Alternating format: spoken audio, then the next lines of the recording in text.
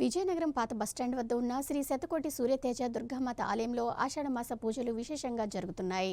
ఆషాఢమాసంలో శుక్రవారం కావటంతో భక్తులు పెద్ద సంఖ్యలో అమ్మవారి దర్శనానికి వచ్చారు. అమ్మవారిని దర్శించి విశేష పూజలు నిర్వహించి మొక్కులు చెల్లించుకున్నారు.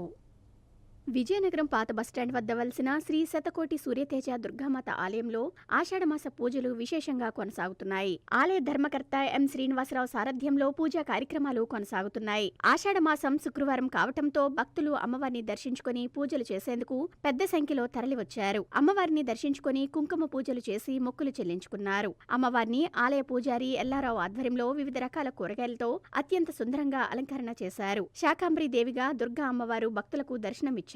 పూజారి ఎల్లారావు మాట్లాడుతూ ఆషాఢమాసం శుక్రవారం కావటంతో అమ్మవారికి విశేషంగా పూజలు నిర్వహించి కుంకుమార్చనలు నిర్వహించామన్నారు.